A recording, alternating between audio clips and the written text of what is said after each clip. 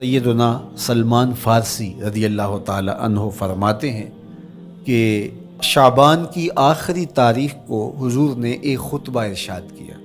بعض علماء نے کہا کہ یہ شعبان کا آخری جمعہ تھا، یا ہو سکتا ہے کہ آخری جمعہ 29 شعبان کو ہی ہو، تو رمضان المبارک سے قبل حضور نے یہ خطبہ ارشاد کیا جو مختلف کتب احادیث میں موجود ہے۔ یا ایھا الناس، اے لوگو، قد اظلکم شہر عظیم، اللہ نے تمہارے اوپر ایک بہت پاکیزہ پر نور عالی مرتبت مہینہ سایہ فگن کر دیا ہے۔ شہر فیہ لیلۃ خیر من الف شہر، اس مہینے میں ایک ایسی رات ہے جو 1000 مہینے سے بہتر ہے۔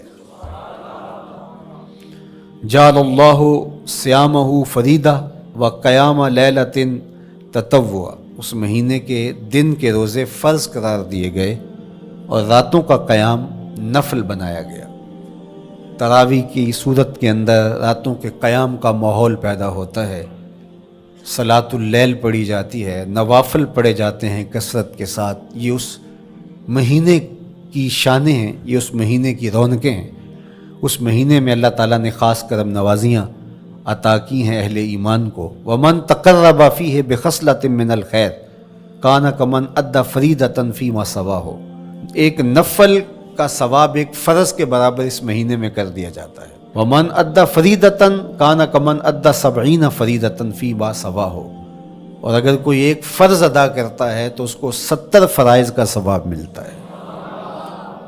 اس قدر نیکیوں کا اجر بڑھا دیا جاتا ہے، ان کی قیمت بڑھا دی جاتی ہے اس مہینے میں۔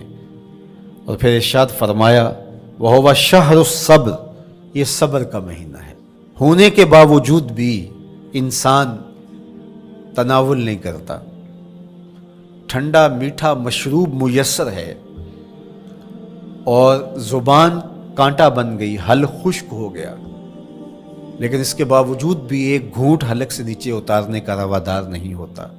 وضو کرتے بھی احتیاط کرتا ہے کوئی قطرہ آب حلق سے نیچے نہ ٹپک جائے، تو یہ صبر سکھاتا ہے۔ جب ہو بھی تو انسان اس سے گریز کرے، تو جب ہوگا نہیں تو پھر انسان صبر کا عادی بن جاتا ہے، تو یہ صبر کی عادت ڈالتا ہے۔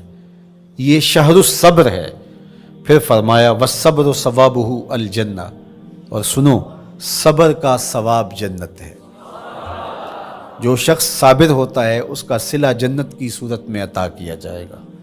وَشَهْرُ الْمَوَاسَاتِ، اور یہ ہمدردی کا مہینہ ہے، باہمی پیار کا مہینہ ہے، الفتیں بانٹنے کا مہینہ ہے، نرم دلی کا مہینہ ہے، ایک دوسرے کے احساس کا مہینہ ہے۔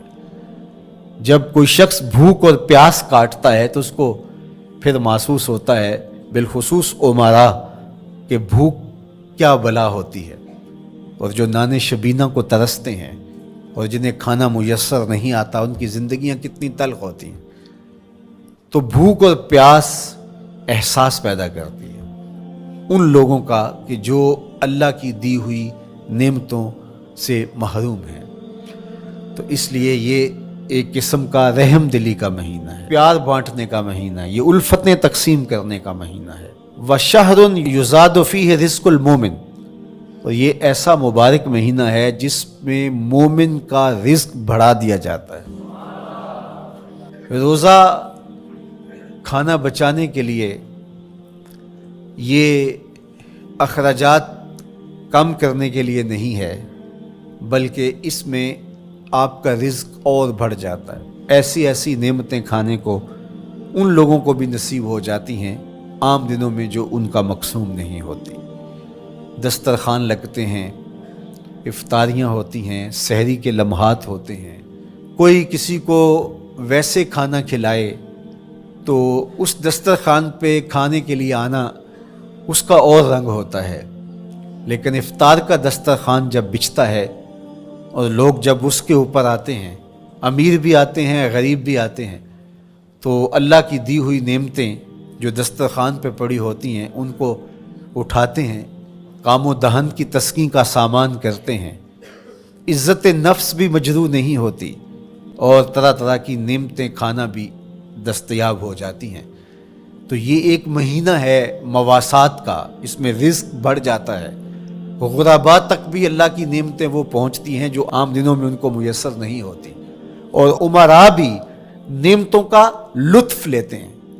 नेमतों का मज़ा उन्हें आता है इसलिए कि भूख काटने के बाद जब उनको नेमत मुयस्सर आती है तो फिर उन्हें एहसास होता है। जो शख्स हर वक्त सैराब रहता है तो उसको क्या पता कि शदीद भूख के बाद खाने का लुत्फ़ क्या होता है। सख्त प्यास के बाद मीठा और ठंडा मशरूब जब रगों को तर करते हुए मैदे तक पहुंचता है तो उसकी तरावत, उसकी ठंडक, उसकी लज्जत, उसका कैफो सरूर, उसकी अजूबत किस तरह राहत बख्शती है।